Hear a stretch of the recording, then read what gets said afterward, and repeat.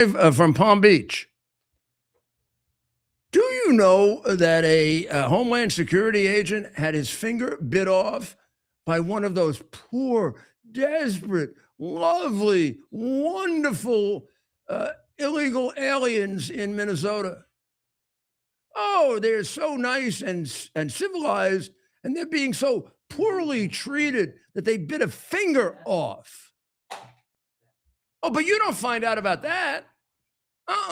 See what happens at NBC? I'm going to show you what happens to me. They bit a finger off. Get rid of that one and don't let anybody see the finger going off, huh? Oh, and don't let them know the statistics on the gun, right? The gun was a Sig Sauer P320 total price with the scope $1,800. This guy wasn't buying cheap guns. He had some more ammunition with him that could have been used to take out the entire group of ICE agents. That's in order to protect himself. He's got a gun that's like a very, very dangerous weapon for warfare in order to protect himself, and enough ammunition to wipe out all the ICE agents. And then he has a license to carry it, but the license doesn't say you're allowed to carry it in the middle of a federal arrest. In fact, common sense tells you if you carry a gun that's lethal in the middle of a federal arrest and they see it on you, they may very well draw a conclusion that you want to kill them. Something may go wrong and you'll get killed. Now, do you think, you probably think, because you're a nice person, that this all happened accidentally? Oh, the lady came along, she saw the arrest. Oh, you don't know about the arrest, do you? No. You don't know about the arrest because we are not America anymore. We're a censored species at this point. You don't know that they were in the middle of arresting Jose Huerta Schumer, not Chuck Schumer, Truma. Here he is. He is in need of a little dental work. And that, by the way, just to be clear, his tooth was not knocked out by an ICE agent. He came this way. This is the way he came to us, like this. Jose was the real object of what ICE was there for. Numerous domestic assaults, meaning he was beating the shit out of his girlfriend, disorderly conduct, beating the shit out of other people, and then driving without a valid license. And he probably doesn't know how to drive. And they give him licenses without driving tests. I mean, because you're an illegal alien, you presume you know how to drive. And they kill people that way. They were in the midst of apprehending him. Now, what happened is right out of the playbook, and I'm trying to get the playbook. I haven't gotten it yet. I'm trying to get it. What I'm talking about the playbook is they belong to an organization that trains you in how to disrupt ICE. Has to be funded by Soros, the communists, or the Islamics. And there's a process called rearrest. The way rearrest works is they distract the agents and they extract the person. So we're going to play it. But Brianna, can we first introduce you? Yeah, let's go. Brianna Morella. Pleasure. It's very, very nice to see you. I watch you all the time, and I think you do a great job. Thank you, sir. What mic is hers? And I'm going to play these, and I'm just going to, and as an introduction, I'm going to tell you that, and I've seen the playbook. I just don't have a copy of it.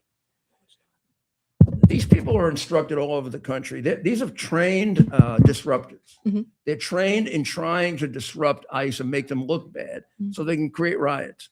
And they're also trained in helping people to escape, which is a crime. Mm-hmm.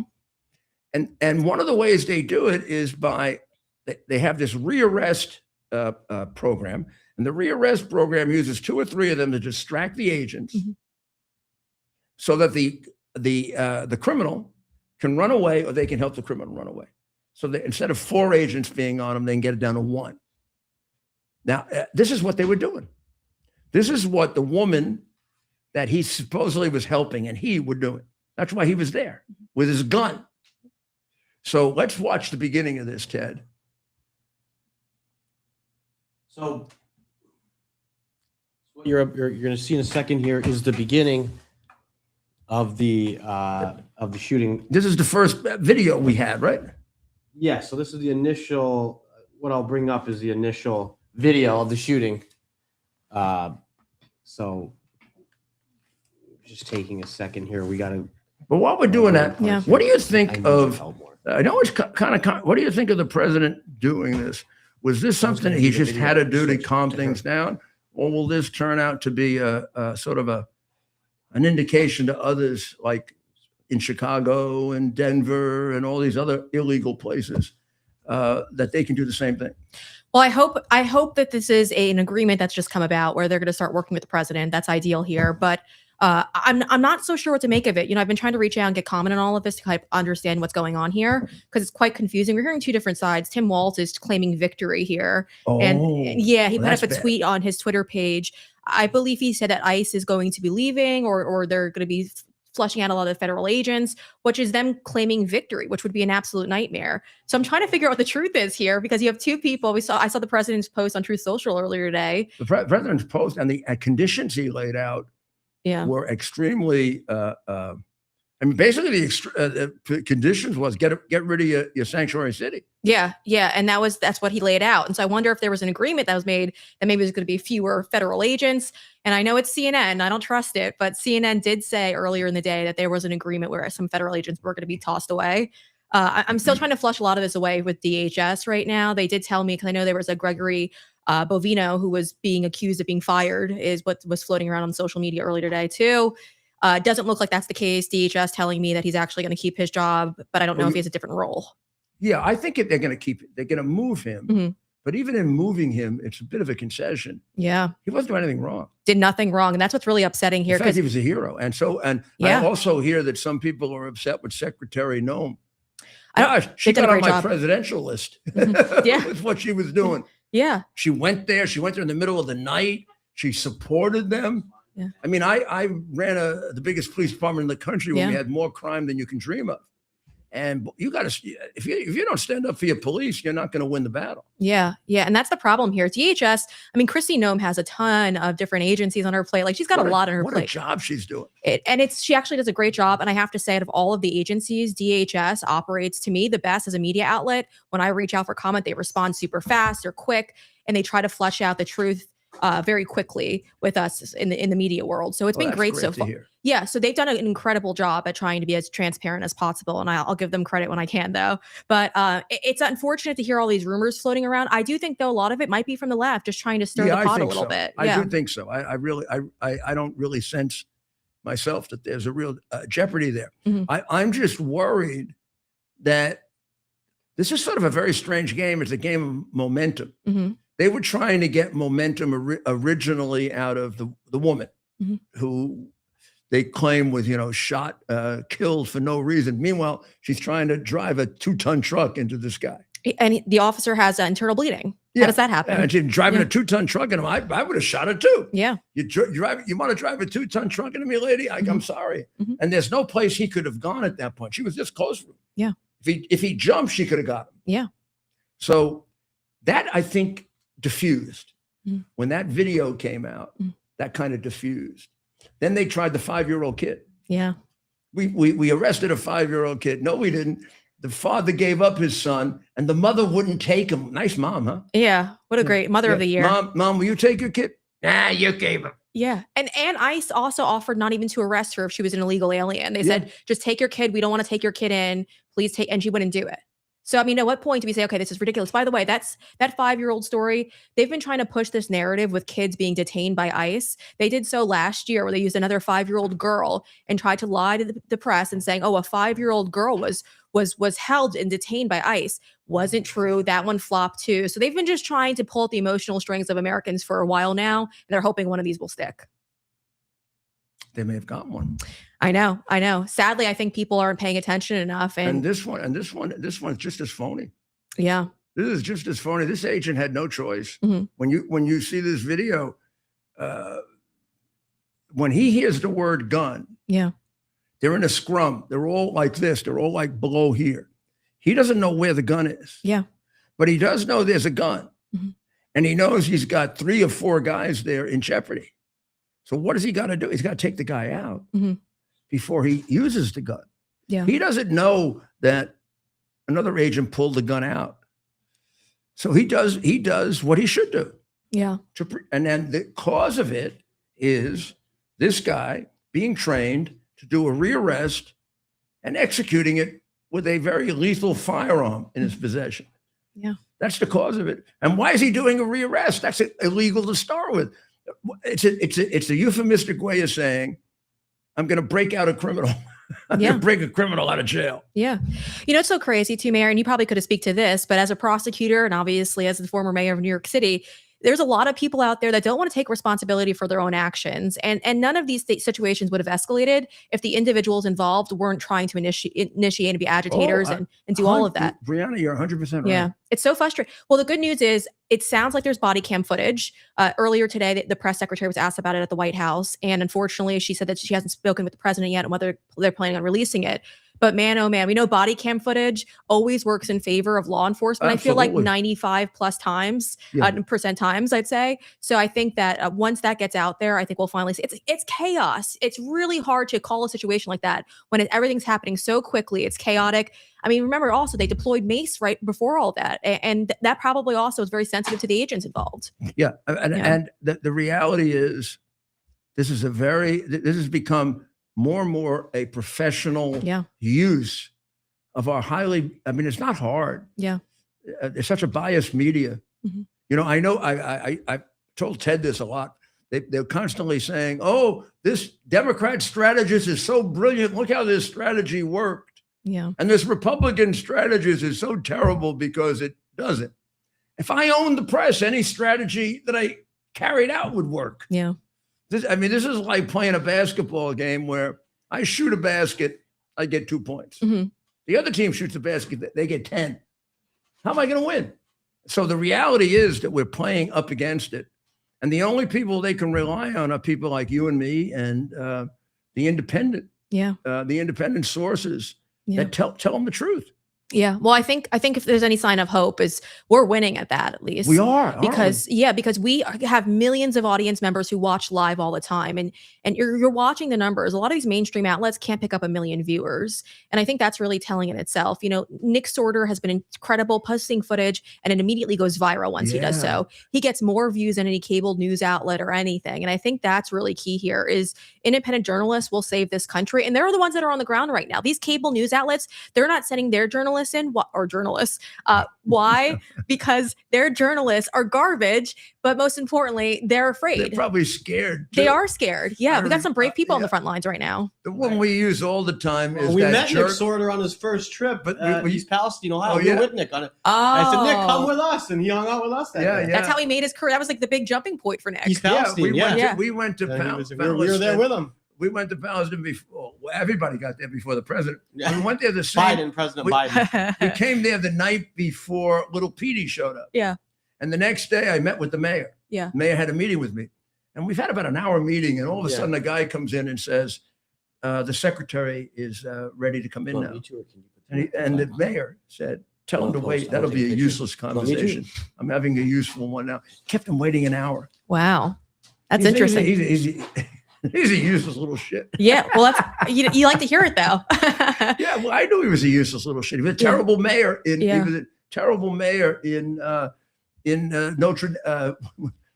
Where was he the mayor? It was a in small Notre town Dame? too. South Bend. Yeah, it wasn't even a real town. It was like a small, well, not a real town. It's a smaller town. Yeah, the University of Notre Dame. Yeah, I mean, it wouldn't be a town if the Fighting Irish weren't there. Yeah, yeah. So here they're trying to arrest this guy. Well, I showed you this guy, this Fuerto guy. Yeah. This is a bad guy. Why? So you have to ask yourself, why are they on the side of these guys? Because they want to destroy America. Mm-hmm. Yeah. They want to destroy us. Whether it's whether it's Tampon Tim, who spent most of his life in China being brainwashed by them. Can't be that they'd have him back 30 times and he isn't a communist. Can't be. Yeah, it can't be. And he was taken out of Harvard and brought right over there to be trained. I mean, he's like, ugh. and then you got the Islamics. Yeah. And their Quran tells them to kill us. Yeah. And so the idea of creating a domestic chaos here is exactly what they want to do. I think they're really running flat on midterms right now. And so what did they do in 2020? They stirred the pot with the George Floyd nonsense. And it's all the same characters, Mayor. It's all the same people who are behind the 2020 riots. They're all doing this again. And while they'll sit there and say, oh, be peaceful, they're also using keywords to ignite their base. But, I speak to independent journalists who are on the ground right now, and many of them have told me that it's all the same people that they've seen in riots years before. So what's happening? They're all being bussed right now there. You mean the professionals? Yes. That are doing this? Yes. Yeah. So they're all being brought in. And they're hiding this from the American people right now, sadly. But we need a full-on investigation and we need massive arrests. But not only the arrest. So when someone's arrested right now in Minneapolis, what's happening is these left-wing groups are supplying them with their attorneys. As soon as they're arrested, they're there at the station once they get in. And once they get out, they have a car service, whether it's a van or one of them, it drives them to wherever they have to go afterwards. There was a woman giving an interview and she was so thankful after she was detained and then released that they had a van outside of the police station so she could be brought to wherever she had to go. But it was run by one of the left-wing groups. So this is well orchestrated at this point. It's just so frustrating. And you would know this obviously better than anyone, that we haven't really gone after these people. RICO cases, I would assume, would be amazing for this situation. But after Charlie Kirk was assassinated, we were promised that these groups were going to be targeted. I don't know if we've really seen anything ever since then. I don't know that we did. Yeah. But we should. It could be an investigation still ongoing. We should. And we talked to someone today in Minneapolis who said, Minnesota doesn't really need too many people from the outside. They already have them. They are very left. In other words, they've already trained the people. Mm-hmm. They need a little help from the outside, but not a lot. They're ready to go. Yeah. And they're also ready to go other places to help other people. So, I mean, this happened in the ideal place for the movement because, after all, this is where the George Floyd thing started, right? Yeah. When little baby Fry gave up the police station, for which I will never, I'll never talk to him, never look at him, never shake his hand. I was a mayor. I never heard of a mayor giving up a police station. Yeah. I'm going to give up a police station to a bunch of rioters? Are you crazy? Cowards. Shoot me. Yeah. Yeah. Well, they're all cowards. And it's really frustrating to sit back and watch because, again, there was no accountability for those who allowed the city to burn. And unfortunately, they all still have their positions. They're all still doing the same thing. How could they all be still around? Isn't that crazy? I mean, there's a lot of conspiracies floating out there. How are they all around? But you think, and with that multi-billion-dollar, we don't even know how much money they stole. Yeah. We know it's more than $1 billion. Mm-hmm. Some people think it's over 9. Yeah, isn't that crazy? But this is all deflection. They could use these now, and I feel like that's why they're stirring the pot to deflect off the fraud. I think they had to do this. They had to come up with something right now because it was starting to look really bad. Yeah, yeah. And it cannot possibly be, Brianna, that this only happens with the Democrats, and they teach each other everything. Yeah. Like when they, the minute I heard that they had closed down the ballots in, what was the first place I heard? Pennsylvania. And then the next thing I heard is they closed down the ballots in Atlanta the night of the election. Yes. I said, this is a conspiracy. 100%. And they closed down 4 more places. Yeah. Isn't that, and you know what's even crazier too? This reminds me of New York City. You would know this. Bill de Blasio. Remember him? Yeah, who had his honeymoon in Cuba. Yes, yes. Well, his lovely wife, remember when she started this homeless program and they shuffled about $1 billion? His wife, who he was a lesbian, and he announced in his first debate that because of him, she became a non-lesbian. What a savior. Now she's gone back to being a lesbian. Well, I mean, it's pretty much the same thing. It's a lateral move at that point. But the best part about their story, and it's never been investigated criminally, which is so mind-blowing to me. She was called in front of the city council because $750 million went missing. It's a lot of money. And nobody even cared to follow up. It was over $1 billion that he shifted over to her. And then $750 million he said in front of the city council. Oh, sorry, I don't have any, I don't know where it went. I don't have receipts. I don't have any proof of where that money went. Well, that's a big problem. And I know it was a big story for a little bit and then it kind of floated away. But the homeless funding is a major, major one. I know California just announced that they're launched an investigation to follow the money in California as well. because they've been shuffling that money all around. There's a great independent journalist in Portland, and he has been following the money because I think their budget is like $750 to $800 million a year for the homeless crisis that's over there that they've self-inflicted, of course. And he says, if you go around, and he asks homeless people all the time, has any outreach program reached out to you? They say no. If you gave me $700 million to $800 million to solve the homeless problem in Portland, I tell you, I'd solve it in 6 months. It would be easy. The reason we still have all of this poverty, all of this homelessness, is because they continuously steal the money. It goes back to Lyndon Johnson. It goes back to the Great Society. It goes back to some of the black politicians who sold out their communities, like Charlie Rangel. I mean, enough money went to Harlem before I was mayor to make it Monaco. Yeah. Except it ended up in the hands of black politicians, not in the hands of black people. Yeah. And it's true of them all. I mean, it's a disease of the Democrat Party that goes back to Boss Tweed. But yeah. But where's the accountability? These people belong in prison, and they're never held accountable. There's no accountability because they have control of the media and the establishment, and they're great at that. Yeah. They sell themselves. You'd rather have Democrats in office because we got some you can buy, but they have everybody you can buy just about. Yeah. I mean, for them it's systemic. For us, it's occasional. I mean, we both have crooks, but they have some honest people, but they have a big systemic problem of corruption. Yeah. And we have the human problem of corruption. And if people don't realize that and they keep reelecting them, like it's crazy that they keep reelecting them in Chicago. Yeah. 65 years of Democrat mayors. And if you look at the history of New York, it's 170 years of Democratic mayors.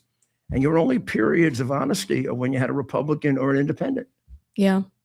Yeah. Chicago the last election was low voter turnout was how they landed that communist. So there wasn't that many people. I forgot the numbers exactly, but I looked at the numbers and they were very discouraging. So low voter turnout is really what's to blame for a lot of this. But it's insane to me that this even like the Zohran Madani stuff. I know you've talked about it often. I talk about it all the time. I can't believe we even allowed him to run for mayor. I mean, the guy has ties to the Communist Party, and we just dismiss it all and just say it's okay. But he lied to get citizenship. Let's find out if he has gotten any kind of security clearance. Well, he has access to the NYPD database, wouldn't he? The terrorist database. As mayor, would he have access to that? I don't know. You know, de Blasio didn't. Ah. De Blasio was cut off from a lot of access. And he was cut off by Democrats because he had a background of supporting the Sandinistas. And he had a background of going to Cuba on his honeymoon. And his mother was an official communist. So he had very limited access. And they gave the information to Ray Kelly, who was a police commissioner, who had been an official in the federal government, a very honorable guy. So I don't know what they're doing with him. Yeah. Yeah. Well, I mean, this is before he officially made his way into the office. Right. People did reach out to me. They were very concerned about that. So I did flag it for DHS personally so that they knew that this was a possibility. Well, we're going to find out. We got to find out. That's a very important matter. Yeah. Well, we're going to take a short break and we'll be right back. So let's see. U.S. Army Major Scott Smiley paid a high price serving our nation. Scott was leading his platoon in Iraq when a blast sent shrapnel through his eyes, leaving him blind and temporarily paralyzed.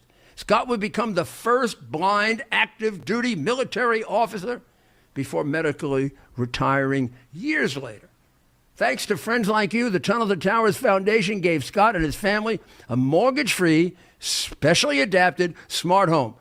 Show your support for America's heroes now.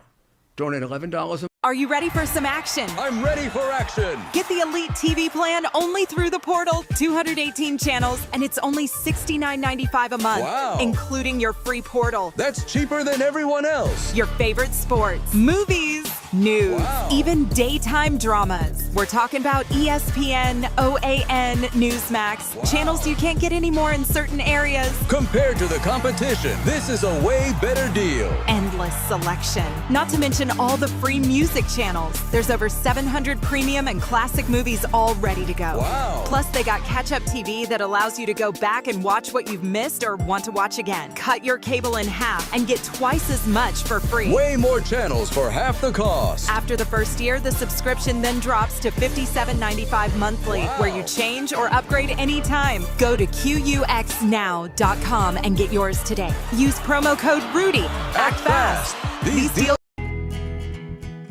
Here we are, pretty much at the beginning of the process here at this pristine, I call it a laboratory. It's not like a factory, it's like a hospital.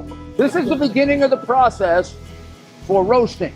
Deep green, very good quality. Most people don't use this quality. We deal with small farmers because we like to know who we're dealing with. They give us the highest quality, all organic, non-GMO. You should know all Arabica beans. No Robusto, all Arabica. They're gonna go into the roaster and it'll get roasted for about 20 minutes or so.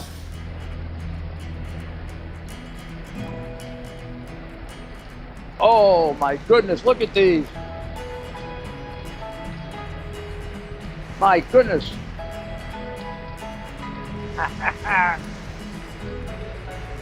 You're going to want to specially order these.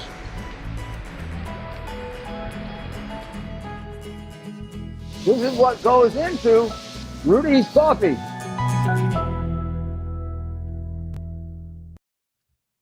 Welcome back, and we're going to take a look now at the setup that we were trying to show you before, and show you how this was an absolute scripted rearrest scenario, as they're trained to do. So please understand that this guy Pretty, who was killed, was an activist operative who was trained to break up federal arrests. Now, if you select that as your profession, there's a very good chance you're going to get killed, particularly if you carry guns around with you, licensed or not.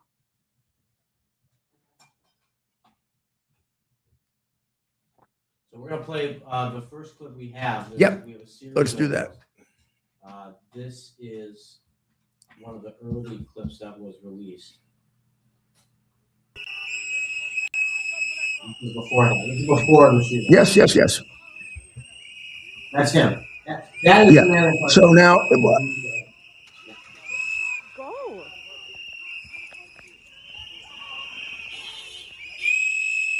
This is well before. That's him. yes, I see him there. Okay, now they're saying it. Oh, that's the woman. Now they start spraying. That's him and that's the woman. They're So both- what they're engaged in right now is trying to distract the agents who are over there on the right, trying to arrest the domestic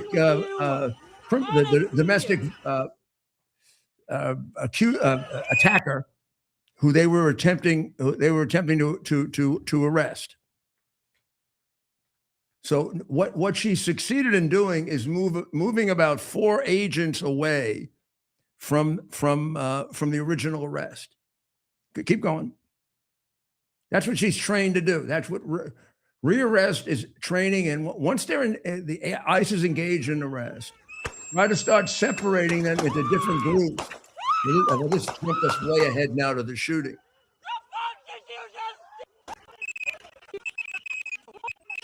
This is before the shooting. You want to start it again? Yeah, we want to see before the shooting, particularly when they're engaging with him.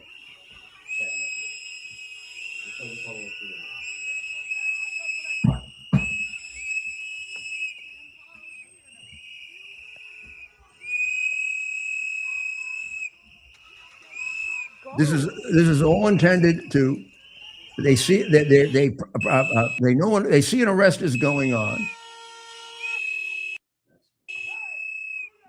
and they're doing everything they can. Probably it's about 4 or 5 agents. I can't make out exactly how many agents are there. This is the same one we played before. This will give us no more. There he is. Now, notice how this is before he gets shot. They're moving him away. Now, why is he doing that with the camera? Because he's taken this agent away from the arrest. He's taken this agent away. She's taken the other agent away to the left. And at this point, the guy should escape. Now, I don't know if the guy escaped or they grabbed him and took him off to the side. But then somehow he comes back and he re-engages with them. And they end up on the ground with the police or the ICE agents trying to cuff him. And then a gun is seen. This is a distraction part. This is the rearrest part where they move them away from the arrest they're making over there. You can't quite see it. That takes one agent away. She takes two agents away.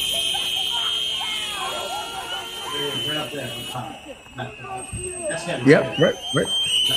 That's the woman they push. The man's right there. These are the two individuals. You can see my cursor.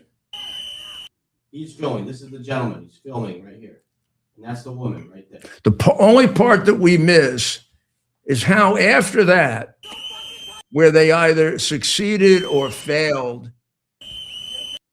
their job is to keep those agents over there so that the guy that they're trying to arrest, which is out of the screen, can get away. Now, whether they succeed at getting the guy away or not, I don't know. I don't think so because we have his rap sheet and his arrest, or they arrested him later. But here's trying to, this is the effort, there's the effort of trying to arrest him.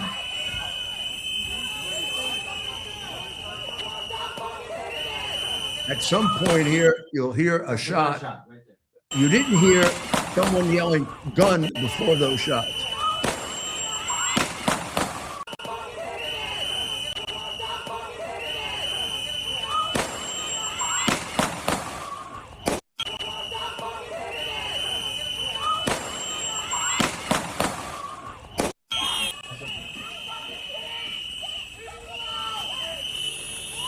So if you watch the guy in the gray shirt and the gray jacket, when he pulls the firearm from him, it looks like, I think he has it in his hand, and he gets it away. Yes. It kind of looks like he jumps up a little bit. I don't know if it accidentally went off. But they think it did. They think it went off because the lever is in the off. The lever indicates that one bullet was fired. Yeah. So either it happened accidentally, which this gun is prone to, Yeah. or the agent accidentally set it off. Yeah. But in any event, all of that happens before he shoots. Yeah. So from his point of view, he doesn't know that. He's standing over here. All he hears, all the agent hears is gun. Yeah. And then boop, and then he shoots to protect the other people from being shot. Yeah. He probably thinks one's already been shot. As a firearm owner too, it's really hard to wrap my mind around why people still carry that gun on them. The brand itself has been accused of automatically firing when it's not supposed to fire. Yeah, but it's a good gun. Yeah. It's a good gun if you want to wipe out a lot of people quick. Which I mean, it's really not the kind of gun you would buy if you're just thinking about protecting yourself. Yeah. It's the kind of gun you would buy if you're a gangster. Mhm. You know, if you want to get involved in a shootout. Yeah. And he had enough weapons there to do a shootout. Yeah, I mean, he had enough ammunition there to wipe out all the agents. So I don't know what the hell he had in his mind. Yeah. Yeah. None of it really is adding up right now. I'm hopeful if there is body cam footage that we will get that soon though. But if it's favorable to law enforcement, it should just be released right now. Even if it's not favorable, I mean, we just got to figure this out because I feel like we there should be an automatic, like at least a 48-hour holding period on footage because this is how the left is able to control the narrative. They stir the pot and let's just say that they are in the right. I mean, why are we holding back the footage? If you remember, when Renee Good was killed after she tried to use her vehicle as a weapon, or she did use her vehicle as a weapon, there was an extra footage that we didn't have access to before that was actually shot by a federal agent who came out of the vehicle and was filming her on his cell phone. That one, I think, is clear as day that she intentionally looked right at them in the face and then drove her car into that officer. So I just say be transparent, put it all out. I don't know why they don't. release it either. Yeah, the press secretary said that she has not yet spoken to the president about it, and so she wouldn't feel comfortable speaking about it at the podium.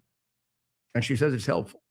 She didn't say anything. She just said she doesn't feel comfortable speaking about it at the podium. Oh, That's why I wonder. well, this is the gun. We can show it to people. This is but that's the gun without the scope. Mm. I think. No, it has a scope. There it is. So this all together costs $1,800. I mean, this is not Very pricey. This is not an unsophisticated weapon. He's a nurse. Yeah, I mean, a nurse needs something like this to protect himself. Yeah, it's quite crazy. Yeah. But I mean, the real objection to this is, what the hell do you do? Go into the middle of an arrest carrying this? Yeah. It's not the smartest thing to do, and to be an agitator as well. You're asking for it. Mhm. They're obviously creating chaos and creating a chaotic scene that's going to have law enforcement on edge. I mean, ICE agents. I think today the latest number that came out from DHS in the email that I received, that the threats that they receive are at like an 8,000% increase over these last few months. There's a reason for that. They've demonized these people successfully, and so in their hearts, they're always on edge because they never know when something's going to happen. You remember the shooting in Dallas, where that one radical left-wing terrorist got up atop of the roof and started shooting down at the Dallas ICE facility, thinking that it was ICE agents in the car. Sadly, I mean, thank God the ICE agents are okay, but sadly, he murdered migrants. Right. And so they're all on edge. I mean, they've seen this before. The threats are real. So local law enforcement was real upset up until this denouement, this sort of peace treaty between Trump and Walz. Local law enforcement was all upset they're not being allowed to be involved in the investigation. Now, why should they be involved in the investigation when they don't help with the arrest? Because they want to taint it. Obstruct with the arrest. I mean, if I'm in charge of ICE and I want your help, you're not going to give it to me. But then when there's an investigation, you want to be part of it. Well, first of all, how am I going to trust you? Can't. You're obviously, from my point of view, you're on the side of the criminals. Mm-hmm. And I'm going to let you investigate it? I mean, it's ridiculous. And I don't know what's going to happen now with this peace treaty that they've made. But they should have no part of this case. This agent should never have to be judged by these fascists. I mean, ever. Yeah. Well, they shouldn't. And if you remember too, when George Floyd went down, there were two separate autopsies, right? There was the autopsy that was prepared originally by the officials, and then the family brought in a second group of, I don't know who they were to do the other one. A very famous coroner who used to be the one in New York. Yeah. Well, all of a sudden they had two different results. Mm-hmm. I mean, one even acknowledged there was fentanyl in the system. So it's quite crazy. One result was he died of natural causes. Yeah. Because he had fentanyl. He was so overwhelmed with drugs that he would have died no matter what. Yeah. He was on his way to death. Yeah. When the agent picked him up. And we know that the amount of fentanyl that was in his system that day would have killed any of us because we're not active fentanyl users. But because he was an active fentanyl user, they think that maybe they try to argue maybe he had immunity to it because he took so much fentanyl. Yeah. Well, he was a gigantic man too. He was a very big man, but he had his whole body had deteriorated. Yeah. From both drugs and alcohol. Yeah. I mean, he had a totally deteriorated body, and he was at the point where he was going to die no matter what. So what do you think politically is going to happen with this? It would seem to me from the polls that you look at, but who knows if they're right, that more people think that the president is not executing the immigration laws correctly. I mean, they were very much on his side for a while. Mm-hmm. And now it seems to be switching a little. Is that correct? Or is that an impression they're trying to create in order to get him to back off? I think the narrative was always going to be spun as soon as it started. I think that the left understands how to pull at the heartstrings of Americans and give them altered facts, right? It's a certain perspective, certain narrative. We just should have been more prepared to combat that, because we need to be as quick as possible when they try to put out false information to push out the right information, but also call these people out who are putting it out intentionally, because they're trying to stir this pot. They're trying to create this civil war. They want all this violence. They're the ones who are the experts who create the chaos. When it comes to the border security, I'm a little discouraged because we keep hearing people not coming out and saying, maybe we should just go after the worst of the worst. I agree that we should definitely get those people out of the country, but anyone who came here legally needs to go. That's the reason why Democrats flooded this country with millions of illegals. They'll throw us a number, like 10, 15 million. I think it's probably double. I had sources on the ground during the Biden years telling me that security footage, the cameras itself that were on the border, they were intentionally, when they were breaking, they were never fixing them because they never wanted to see who was coming into this country. And so there were so many people, so many Border Patrol agents who were so upset about this because they weren't fixing any of these things. They weren't doing any of the maintenance because they didn't want to know the exact numbers of how many people were coming to this country. We have been flooded with millions of So illegals. what do you think the Biden number is? I'm thinking it's way north of 20 million. It's at least 20 million. It has to be. Yeah. Yeah. I mean, the best number they'll come up with right now is 15. Mhm. But do you know what they're ignoring? And I have an example of it here somewhere.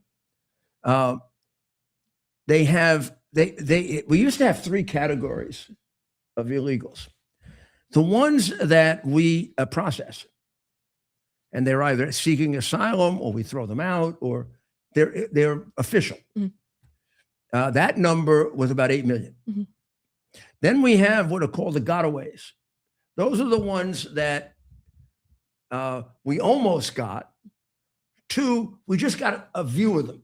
So they're a very vague category of we had the person and he ran away, or we saw him running over the border, we chased him and we didn't get him.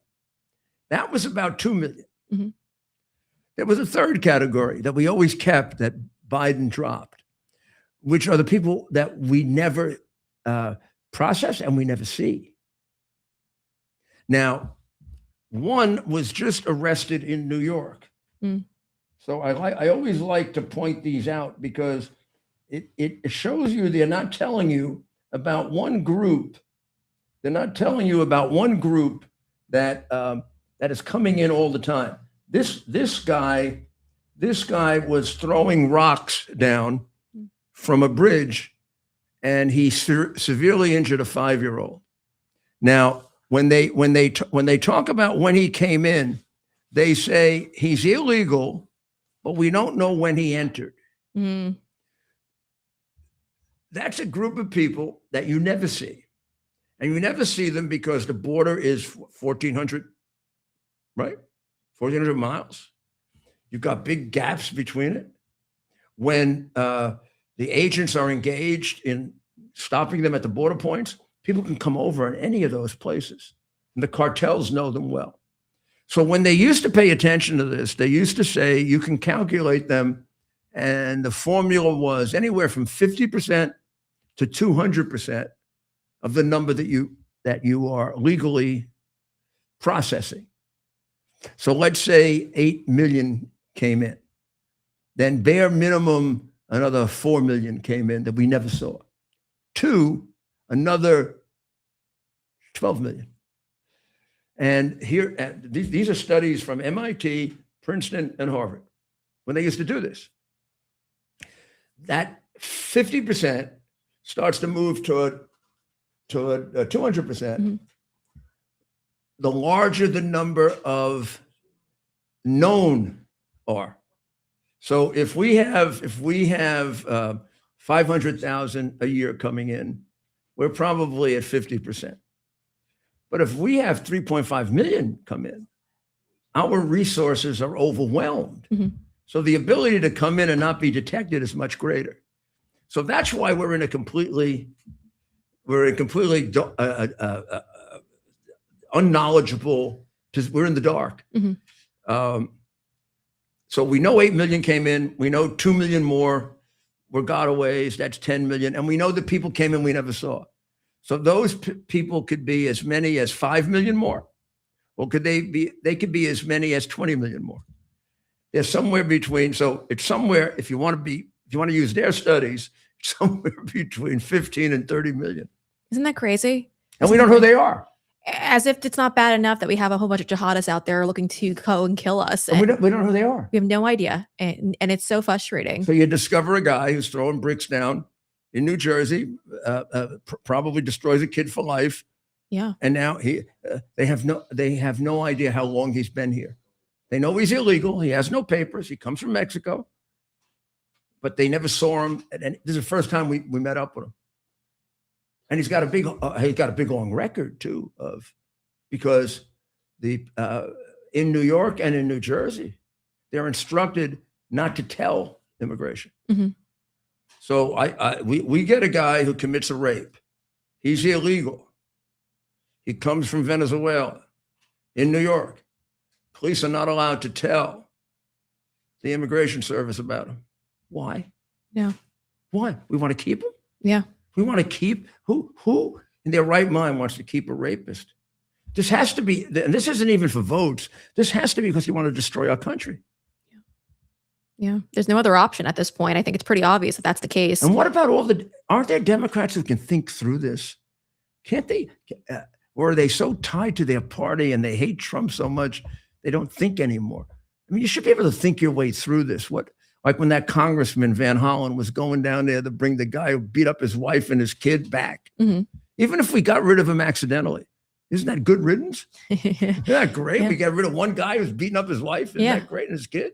Yeah. You know what? I think You're spending your time on trying to bring him back? Yeah. I think they don't want to prove what we're saying is truthful, because if they admit that, yeah, we could get rid of the rapists, we could get rid of the murderers, then they have to admit, okay, there's been rapists and murderers brought into this country. And in fact, we know that there were, under the Biden regime, rapists and sexual predators, children predators who were brought into the country, because if you recall, when they were shuffling these people on commercial airlines, you and I would have to show our IDs to get through. They didn't have any IDs, photo IDs. So they instead, and I know this because I actually sued TSA and we won that lawsuit. So we forced them to hand over the documents. And one of the documents that they used to validate who these people were, they allowed these sex offenders, convicted sex offenders, to use their sex offender paperwork as identification to get through TSA lines. So the Biden administration knowingly did all of this, knowing that these people were prior charged with rape, with all these horrible crimes, and still let them on commercial flights. It's almost gets close to impossible to figure out the motivation for it. Evil. Because it gets you to such horrible conclusions about the human personality that your mind rejects it. Your mind wants to reject it. Is evil. Yeah. It's like I've gotten to points in analyzing what they do, and I think I'm dealing with Satan. Yeah. Yeah. I mean, they don't believe in a God, most of them. I mean, it's pretty crazy. Well, they believe in Satan, I think. Yeah. Yeah. They believe in something and they're evil. And it's like, you don't want to vilify everyone, because I think a lot of their base probably is just people who aren't very well versed on these topics and they don't understand these things. And if you stay in your little echo chamber, maybe you don't really know that these people are rapists who are coming into our country. Maybe you truly believe that these are just families because you watch CNN all day. But we got to break into that algorithm. So the guy that I was talking about is Hernando Garcia Morales, a fine gentleman. He's 40 years old, and he was hurling rocks on a New Jersey Turnpike overpass. Wow. And he fractured the skull of an 8-year-old girl. Yeah. Poor baby. He's got a long record. I mean, this is not, now he'll the Department of Homeland Security does not know when or where Garcia Morales legally entered this country. But his criminal history in New Jersey goes back for 20 years. He's arrested for possession of a weapon and theft. He was arrested for assault. He was arrested for burglary. He was arrested for burglary again. He was arrested for beating someone up. He was arrested and did spend 330 days in prison, but never turned over to immigration for rock throwing at cars, which he finally did again. Then he's got a charge for peeping into homes in Bogota, New Jersey. And never, ever, and any of those times did the New Jersey police turn him over to immigration, knowing that there was no record of him coming into the United States. Right. So he falls into the category that they never want to tell you about, which is this is a guy that doesn't show up in any of these lists. Mm-hmm. He's not on the list of people that were illegal, and we let them in for a period of time to determine their status, or the people that were gotaways. Mm-hmm. This is one of the unknowns. Right. How many of them are there? So I told you, the studies say it's anywhere from 50% to 200% of the known. Yeah. Yeah. That's crazy. Millions of people. And it's crazy to me that we can't actually sue these officials who just kept releasing this guy. I mean, they were all liabilities. Right. They all put all these lives at risk. And thank God that the girl didn't die from this, because we all know that when you're throwing a rock through a bus, I don't know if it was moving at the time, you could have killed her. They kill and rape people plenty of times. Yeah. I mean, it's totally indefensible. And somehow, with the warped media that we have, they make it defensible and justifiable. And they make the people who want to try to get rid of these criminals bad guys. Yeah. They're the fascists and the bad guys. Yeah. Wow, It's we got a lot crazy. of work to do, right? We got to recontrol the narrative. That's the problem here, right? Pardon me? Because we got to control the narrative. Yes. I mean, they're over No, here you're calling us absolutely right. fascists. They use the language all the time. And the problem is on the right, we play footsie with these people. We use their terms. You got to stop using their terms. These are illegal aliens. Don't budge on it. You could call them illegal invaders. You got to they started who they that are. They started that. Chris Cuomo started that again with somebody the other Yeah. night. You can't call them. You can't call them Oh, illegal. tough guy. What do you think? You're a tough guy. What do you think? You're a tough guy Yeah. calling him an illegal alien just because that's what the law says? We decided a long time ago that we're going to call them undocumented. Who decided? You decided. That's what he's saying. His Democratic Party. Scott Jennings. We Scott Jennings. He was making fun of we Yeah. we He's trying. decided He's great. with Yeah. Orwell Right. that we will use the opposite word, Mhm. like the Department of the Department of Peace Uh-huh. in Orwell's 1984 was the Department of War. Yeah. So if you're an illegal alien, we're going to call you undocumented because it doesn't suggest you violated the law, which you did, Mhm. right?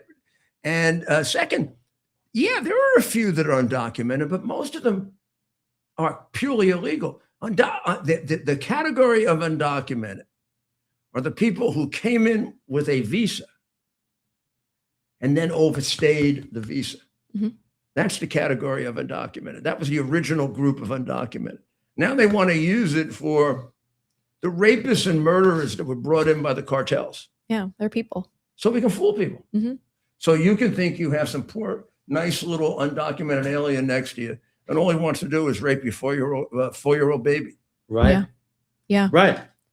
Yeah, but they never want to tell you that narrative. They instead will tell you, oh, this is just a father looking to make some income and send it back to his family of 10 back in El Salvador. I mean, it's the craziest narratives that they spin, and they get away with it. It gets unchallenged. You know, DHS again does a good job at pushing back on it, but I'd like to see more done in that arena. So what I try to do Yeah. every night, Yeah. I try to tell them things they're not going to hear anyplace else. Yes, that's important. I'll give you one for example. They're not going to hear that there was a study done by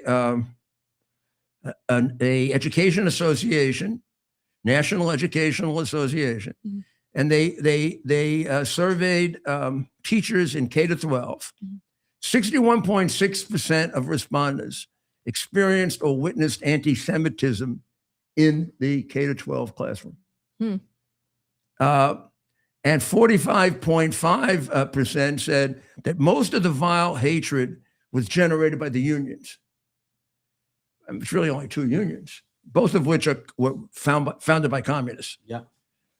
How long we're going to keep this going on, this anti-Semitism, I don't know.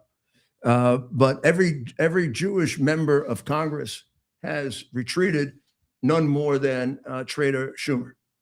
You will never hear him talk about anti-Semitism. You'll never hear him condemn another Democrat who says horribly anti-Semitic things.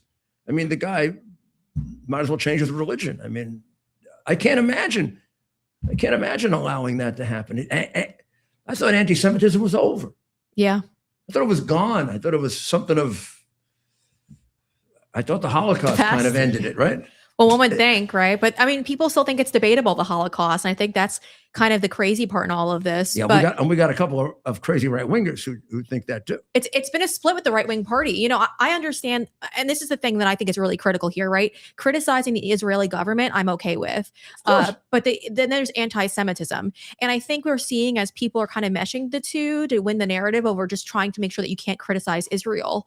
And I think that's also kind of the reason why so many people are getting a little upset here, because, you know, we could talk about the Israeli government and maybe question how they acted on October 7th. They had a heads up from the Egyptian government, and whether or not they went out there and made sure that terror attack wasn't going to happen or not is where we could question it and we could ask those questions. But sadly, I think some people just put the anti-Semitism veil over it so that we can't Well, criticize you that. can't say things like Hitler was a good guy. Oh yeah, absolutely not. Well, Yeah. that's what Fuente says, Yeah. and that's what Tucker didn't question him about. Yeah. He lets this vile anti-Semite on his show. And the guy says in the middle of it, he drops another one and he says, I've always really admired Lenin. Well, Lenin, right? Remember? I think it might have been Stalin. Was it Stalin? It might have been. Don't quote me on it. Okay. Yeah. It was It's a one of the two. It toss-up. doesn't matter. Yeah. I really always admired Stalin. And Hunter is taken by surprise and says, we'll double back to that. Yeah. He never doubles back to it. Yeah. Now, if a guy is going around telling us that Churchill really created the Second World War, mm-hmm. and Tucker's had several people on who believe that mm-hmm. Churchill created the Second World War. Mm-hmm. That's nuts. I mean, that's completely crazy nuts. Then you have a guy on who says that Hitler was really misunderstood and that the Holocaust is exaggerated. And Fuentes has said all of this, mm-hmm. but you don't question him about it. Mm-hmm. What the hell do I conclude? Yeah. Yeah. And I'm very, very upset because Tucker was a friend of mine. Yeah. But I don't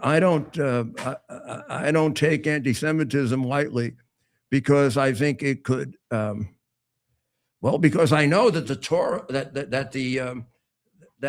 the Quran tells them to kill all the Jews.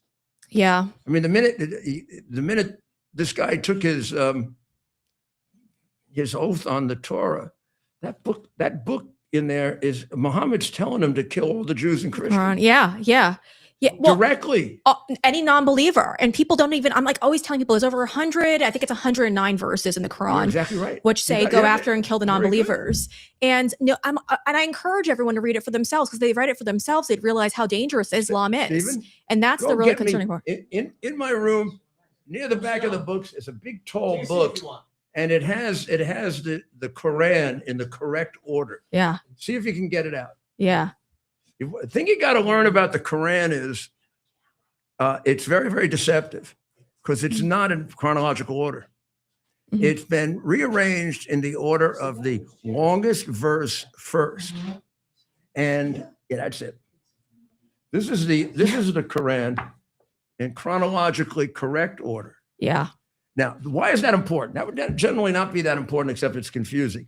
The Muslims have a doctrine called abrogation. Mm-hmm. Abrogation means because Muhammad said many contradictory things, that you go by the last thing that he said. So it becomes critically important to know what's the last thing he said. Mm-hmm. So if you look at the Holy Quran, mm-hmm. which is completely confused by the longest verse being first, very often he's saying good things at the end and bad things at the beginning. And it sounds like he kind of flipped around and became a good guy. Mm-hmm. But it's just the opposite. The second verse of the Quran is the longest verse of the Quran.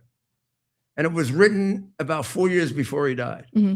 And in it, he tells you to not be friends with Christians and Jews.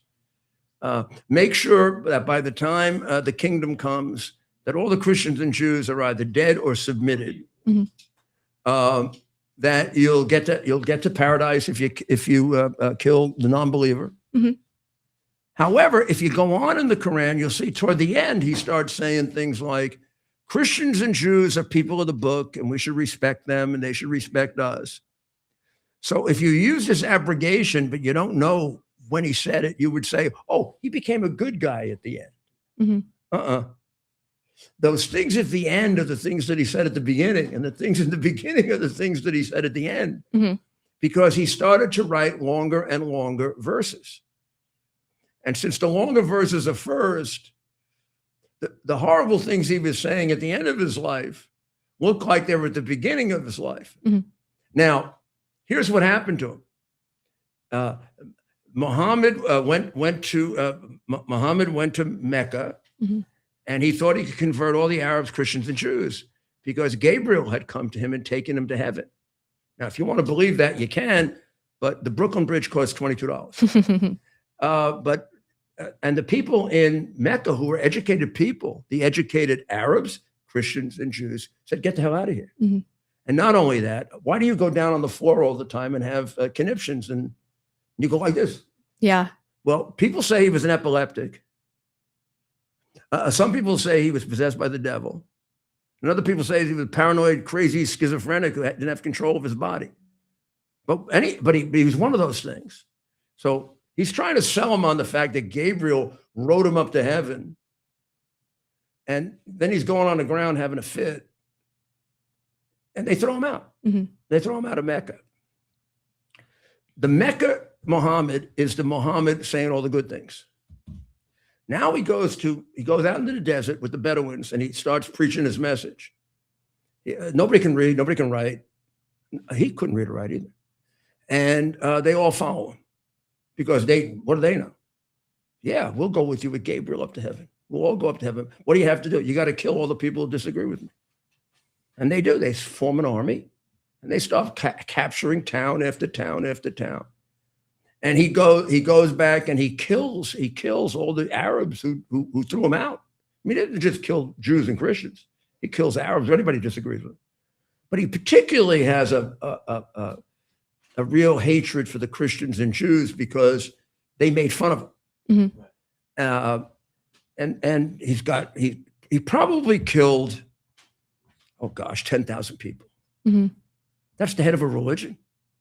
That's a religion. Yeah. He's telling them to continue to kill. That's a religion. Yeah. I don't know. It's really crazy. We should have fought this from the very beginning. And instead we had President Bush and I was sitting there and I almost vomited. He said in Congress, well, Islam is a religion of peace, which they've hijacked. It's a religion of war, Mhm. which they are literally interpreting. Mhm. And if they wanted to be good Muslims, and there are good ones, they just write that out, get that out, get it out, and demonstrate that you got it out. Yeah. Say, we don't follow that anymore. That was crazy Muhammad at a very bad time. We're going to take that half out, and we're going to use the half with the good things that he has taught us, of which there were some. Mhm. But we pretend like it's really a religion like Christianity or Judaism or Buddhism. It's not. None of those religions teach you to kill. Yeah. And I would want our governments right now to kind of question whether or not this is actually a religion. I mean, wouldn't that be great to get that up in front of the Supreme Court to argue whether or not Islam is an actual religion? They're entitled to the protections that a religion gets. Yeah. A cult of murder is Mhm. not entitled to the protections of a religion.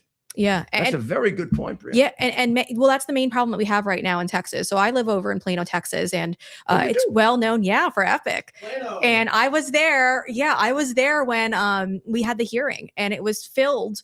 So this was the Epic because they're looking to build on their 400 acres that they purchased. By the way, they didn't purchase it as a Muslim group of individuals. They purchased it with like a Chinese company was the front runner for this. So this is why it's so hard to push these people away. I've been to Plano. I used to have a law firm in Dallas and in Houston. Oh and, yeah, Bracewell Giuliani. it's changed a little. It's changed a little. Houston has changed a lot. Yeah, Houston and Dallas are the leaders right now. DFW over the last 2 years has opened up, I think, about 48 I'd mosques. probably be so disappointed because Yeah. the law firm was an old established Texas law firm and they wanted to grow in New York. So I opened the New York office and we became very big and very successful. And I used to love when I spent a lot of time in Texas and I used to love it because more people agreed with me. Yeah. I used to get in front of an audience in Texas to give a speech, they would say, do you feel uncomfortable? Or I'd say, no, you guys applaud for me. In New York, all they do is boo. Yeah. Well, that was the old days. I mean, Yeah. we still have a Republican voting base, but it's very purple nowadays. There's a lot of rhinos too in the House, so it doesn't really help us out there. But this Muslim invasion of Texas really surprises me. Yeah. Well, I mean, it's been well constructed over the last few years, but sadly, Greg Abbott, someone who I strongly disagreed with, I think he's kind of tap dancer on the issue rather than addressing it head on. But now we see all these polls out there that Americans are concerned about Islam infiltrating the I think U.S. a lot of us, they snuck up. I happen to know a lot about it because I was going to be a priest. And I spent a lot of time on comparative religion. And I read the Quran very, very young and it shocked the hell out of me. Yeah. I mean, I read all about the Reformation, the Protestant Reformation, all the Protestant religions. I know a little bit about Buddhism, not quite as much, but the three major religions, you know, there's Christianity, Judaism, and Muslim. So those are the three that I studied. And I start reading the Quran, and I'm saying to the professor, the priest, he says, don't be friends with Christians and Jews. Yeah. They're your enemies. They're your mortal enemies. He said, well, yeah, it really isn't a religious book. Yeah. And they always feel very uncomfortable when you bring up Homan being a pedophile. The priests and the brothers were very open about it. It's not really, this is what the Crusades were about. It's not really, it's a book of murder. Yeah. Well, that's the argument that should be made. And we've got to start making that argument, because I think right now what you see in Texas is actually happening all over red states, here in Florida as well. The Tampa area right now, Amy Mack from the Rare Foundation has done an incredible job at digging into all of this. And it's popping up in red states. And this is the reason why. Low regulations. And they also like conservatives when it comes to our views on schools. There's no the LGBT, whatever community infiltrating in our schools. We defend our schools. So they're building these Muslim compounds in red states. And I think most Americans don't realize it's happening there because they live on the compounds. They don't venture off. They don't want to coexist with us. They tried to build a mosque several years after 9/11 at 9/11. At the site. And I became an enormous opponent of it, and everybody was sort of opposed to it. But they had, and I would tell them at that time what was in the Quran, and they would look at me like I was, you know, some kind of a nut. So what I started, I have about 8 versions of the Quran, and what I started to do is bring it with me, and I would show them. I got a couple marked out. I would just show them the text. And say, I didn't write that. Gabriel gave this to Muhammad, if you want to believe that. When we meet unbelievers in fight, smite at their necks. This is a religious leader. Like, remember, Jesus said stuff like this, right? At length, when you have thoroughly subdued them, bind a bond firmly on them. Thereafter, seek ransom. He lets you fight in order to test you. This is Allah. Some with others, but those who are slain in the way of Allah, he will never let their deeds be lost. Soon he will guide them and improve their condition. This is the part about the 72 virgins, which is a little disputable. Could be 72, could be 79, could be 72 or 79. It is in the commentary rather than in the Quran itself, but it's in one of the commentaries. It's accepted as a valid commentary. The only thing I wonder about this is Arabs were always good at math. Yeah. We're basically one male for every female. Actually, there are a few more females. How are you going to end up with 79 virgins for every one male? Where are they going to come from? And finally, let's face it, what do they look like? I don't know. I think it's a book of fiction, though. I almost got myself a new fatwa by saying that the Ayatollah was getting very concerned with all of the Arabs, all of the Muslims that the Israelis were killing because they were using up all the virgins. Well, you think about it, during the war, just think of all the ones that were killed. Yeah.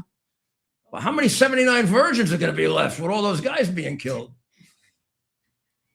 Math's not their thing. Doesn't matter. I already have 2 attempts to kill me by the Iranians and 4 fatwas. And they're not as good as the mafia, who tried to kill me also, but decided not to. So I figure I'm okay. Well, that was nice of them. So I have the mafia. I have the FARC. The FARC actually announced how they want to kill me because I talk so much. They want to cut my throat. Wow. So.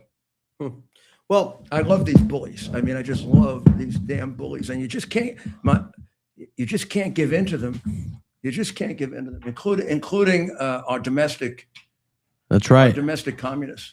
That's right. Ted, you want to calm me down now before I get in more trouble? No, never, Mayor. We're just getting started. It's just a Monday. It's been a very busy weekend, a very busy start to the week, but we want people to learn more about our friend Brianna here. Yeah, Tell Brianna, us about you. tell us about kind of your background and how you went from legacy media to the independent star that you are today, and you're just getting started. Well, you're talking me up a bit, so thank you, Ted. I appreciate that. Not Good at thing I paid him all. $20. I don't talk people up. Yeah, she owes me 20. Well, thank you. I started off in the corporate media world. I actually started off first in sports. I actually worked over at Major League Baseball and covered the Yankees for a bit. What? I know. You did? I know. When? Yes. When? What era? This was 2015-ish. Before they had that great era when they couldn't lose. I know. 4 World she's too Series young in for 8 that. years, playoff every year. I know. Who was the mayor then for every one of those years? You might have been the good luck charm. Yeah. That's what I think. Under me, they won 4 World Series. Well, Yeah. Since then, they've basically won the one. bench coach. Good luck, John. This guy was. They've won one since me in 2009. Yeah. Joe Torre would call him up between games. Joe Corey would call me up and ask me for advice. And then when I gave a speech for him, Yeah. when he had the Hall of Fame, I explained that. I said he always called me and talked to me. And he said, the mayor, you may think the mayor is bragging, but he's not. I always called him. Yeah. I always asked him for advice. And I always did the opposite. Well, you still gave him great advice, apparently, because it worked out well for them. So you started in sports. You were with the Yankees. Major League Baseball, did a little Yankees, Yes Network, because it was all under the MLB Advanced Media So huddle. I recognized your name. Yeah, I've been 10 years now doing So if this. you were with the Yankees, I sure as hell saw you on. With Major League Baseball, so it was their digital platform. Like it was the Bible. I love. Okay, so the people over at Yes were great to me. That's kind of where I would dip on and just they were very nice to shadow and to let me shadow them and learn what they were up to. Ken Singleton was great to me over the years. Great guy, just an incredible person, and it was an honor. I love Ken Singleton. Yeah, he gave me the best career advice. So he was a great person. And then I worked a little bit over at ESPN Plus. And then I ventured off and worked for Fox News after I started reading through legislation going through New York, knew it was all going to be really, really bad. This was 2018-ish, 2019, and jumped into the news side of things. And so I did Fox for a little bit, then went to Newsmax, local news, and then back to Fox. Were you with Fox when they turned on him over January 7th? I was with Fox when they turned against me for the vaccine, actually. Oh, me too. Yeah. I'm not allowed on. I know that. I tried booking you for the 9/11 ceremony. Oh, God forbid. And we weren't allowed to have you on. Imagine not being on for 9/11. Isn't that like changing history. Yeah. They interview people that are talking about what I did. Yeah. Yeah. And here I am available to explain it. And I used to be on Fox. Every 9/11. Oh. Not only that, I put Fox on in New York. Mm-hmm. When CNN wouldn't give them, because Turner Broadcasting owned CNN then, and Turner Broadcasting had all the cable outlets tied up in New York.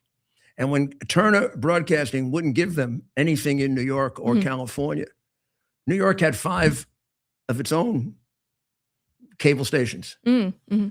And we had one that we were using for foreign broadcasting. And Fox offered me 3 times more than I was getting from the foreign broadcasters. And I threw all the foreign broadcasters off and I put them on. And that was their first 9 months in New York on New York City television. That's amazing. And they eventually developed such an audience that they had a big antitrust suit and they settled it. And then they finally were off. And for that reason, I mean, they always loved me. When I put them on, I used to be on Fox almost like a regular, but I never would be a correspondent for them because I wanted to be independent. Mm-hmm. Yeah. And then they threw me off completely. And then they all lied about January 7th. Mm-hmm. They all claimed they didn't believe it. And some of them were more zealous about the election fraud than I was. I mean, they were zealots about it. Mm-hmm. I mean, I would tell them to calm down. You watch out for Sidney Powell. She's going a little nuts on this Kraken thing, and be careful. I fired her twice. Mm. And and then all of a sudden when they testified, oh no, we never believed there was it's disgraceful what they did. Yeah. Yeah. Yeah. I mean, it definitely changed the way media runs things now. Yeah. I mean, the lawsuit itself against Fox has been an indicator for a lot of people. Right. So you leave Fox and then you choose. Tell us how you've gotten to the point where you are now, which is put her back on. I don't. You're back. How you got to the point now where you are one of the top independent and reliable, right? That's the key. People want to know reliable what news sources. When you speak, people listen here's because the standard. Thank you. People want to know what you think, what your perspective is on something. and they trust you when they hear you speak. Yeah, well, I think a lot of it had to do when I left Fox and I publicly spoke about why I was no longer there. But now I do the morning news show over at InfoWars every day, American Journal. So I'm hosting that. I also still do my independent journalism, and I'm also now a Pentagon reporter. So I'm traveling with the Pentagon pool, the press pool, and you know that's been Pentagon fun. reporter for Myself. Oh, so okay, good. So you're independent. Totally independent. Yeah, yeah. And that's. Isn't that just amazing how she's done it, Mayor? We hear so many people, right? Oh, they talk about what they're going to do, what they want to do. And if they only had this break or that break, she went out and did it on her own. I think there's going to be a lot more of you. Yeah. Because I would much rather hear from a Pentagon reporter's view that's independent than one that's maybe affected by Rupert Murdoch. Yeah. There's no one over me who's telling me what to say. Yeah. That's the good news. Yeah. No, it's been great. You know, and I've been critical of the Pentagon, and Secretary Pete Hegseth, I think, has been great. I do too. There's been some things I felt a little on edge about, and I posted about it, and I know that they disagreed with it, but I have to say that they gave me press credentials even though they haven't agreed with all my reporting. And so while the media was going out there, and I had announced that actually while I was hosting my InfoWars show, I had announced that I had gotten the press passes, and the whole media blew up like, InfoWars has press passes now. They were so upset. Alex Jones loved it, every second of it, and so we were going and just poking the beast. But these people were just so unhinged. They all went in with their biases, and they didn't do their jobs. When Lloyd Austin went missing as the defense secretary, nobody asked what happened with Lloyd Austin. He was having surgery. Not even the White House knew what happened with him, and the media let him off. And so we don't do that. I have a history of not doing that. If Pete were gone, they had to make up stuff about Pete. Yeah, he's drunk. Yeah. And I worked at Fox. I would listen to them because I was running teleprompter when I first started there. And so I listened to them 24/7 because I have their microphones in my earpiece 24/7, and never was inappropriate, never sounded like he was drunk. My other friend Pete, I should never even said that. No, they try to push that lie. Pete, I know Pete really well. I wrote a letter. Anyway, a drunk. Yeah, no, that's he wasn't. ridiculous. Yeah, well, and Joey Jones, also another great patriot, was sitting next to him on the couch. He's a vet, and he doesn't like the smell of alcohol. And he's like, if I ever smelled alcohol on anyone's breath, I would know, and I'd actually be upset about that. So it was a completely BS narrative. I actually, because it's anonymous sources, that story too. I actually put out a letter and sent it to all of the senators saying that as a former colleague over at Fox, I never had any indicators of any of this. Yeah, I never even thought that would. Thank you. I never even thought that would take hold because he ran it. Yeah, I know Pete from the time he started. My campaign manager was Roger Ailes. Yeah. So I was with Roger when he developed Fox. That's amazing. He was one of my best friends, and we would have lunch together all the time and play ball together. And then when I was mayor, he would spend a lot of his time. He was married at City Hall. Oh, I didn't know that. Roger Ailes married at City. They rented City Hall, and I conducted their wedding. That's amazing. That's awesome. So I'm very close to Fox. I mean, but things have changed. It's unbelievable. Unbelievable. And it's unbelievable. I can see, there was a period of time when they spent about 2 months trying to promote Governor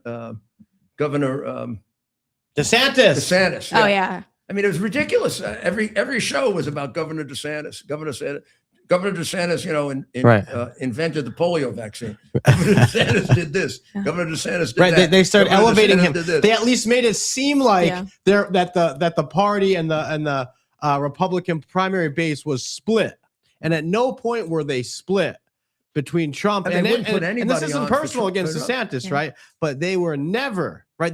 They stuck with President Trump all the way through. So we can even take DeSantis's name out, right?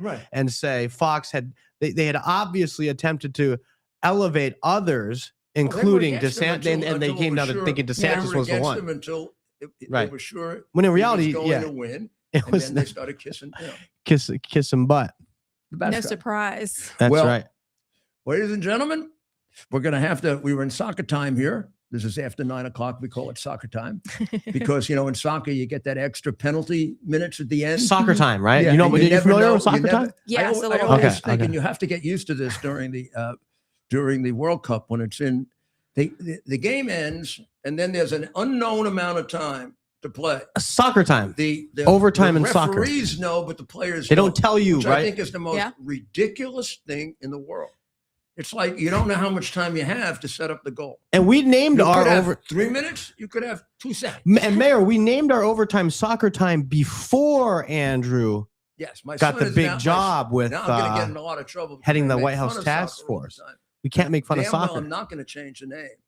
And my son is running the security for all of FIFA. The White House task Oh, force I for love the that. World Cup. Yeah, And Andrew is doing a great job. But that's a good job. But he played American football, but he was a kicker. So he in a also way, played soccer. oh, he played soccer as He well. was a really good soccer He was a player. good That's why soccer he was player. such a good kicker. Well, he was a great kicker. He held the record for the most points in New Jersey for years. Oh, really? Yeah. That's amazing. I wonder what he would have thought of Denver's kicker yesterday. I think he would have felt sorry for him. With Denver's the, kickers from 'cause he was Miami. They had him kicking in the snow, missed a few big kicks. Yeah, how about it was a 40, 50 mile an hour wind swirling around like this? Yeah. He's gonna try to kick. Oh, I'm not That's a saying I tough could do one. it, but He's the lucky kid, the the ball kid was didn't from come back Miami. in They his got a face. kicker Yeah. from Miami. He's lucky the ball didn't come back into his face. Right. Yeah. Well, we're going Oh, to have to sign off. So we're going to have to ask you to do what I always ask you to do, which is to pray for Ukraine, the people of Ukraine. Pray for the people of Israel. Pray for the people of Iran, because I think we're sort of at the end with this Ayatollah. He is now completely in hiding. Completely in hiding. This is a guy that doesn't believe what he preaches, because if he did, he'd be sitting there and saying, I want to go to paradise. Rat. And pray, of course, for the people of the United States and the president, who has a very difficult job, and he needs your guidance. We all do, but he doesn't. He needs it specially. These are very difficult decisions. So, what are we going to say? God bless America. It's our purpose to bring to bear the principle of common sense and rational discussion to the issues of our day. America was created at a time of great turmoil, tremendous disagreements, anger, hatred. There was a book written in 1776 that guided much of the discipline of thinking that brought to us the discovery of our freedoms, of our God-given freedoms. It was Thomas Paine's Common Sense, written in 1776, one of the first American bestsellers, in which Thomas Paine explained, by rational principles, the reason why these small colonies felt the necessity to separate from the Kingdom of Great Britain and the King of England. He explained their inherent desire for liberty, for freedom, freedom of religion, freedom of speech, the ability to select the people who govern them. And he explained it in ways that were understandable to all the people, not just the elite. Because the desire for freedom is universal. The desire for freedom adheres in the human mind, and it is part of the human soul. This is exactly the time we should consult our history. Look at what we've done in the past and see if we can't use it to help us now. We understand that our founders created the greatest country in the history of the world, the greatest democracy, the freest country, a country that has taken more people out of poverty than any country ever. All of us are so fortunate to be Americans. But a great deal of the reason for America's constant ability to self-improve is because we're able to reason, we're able to talk, we're able to analyze,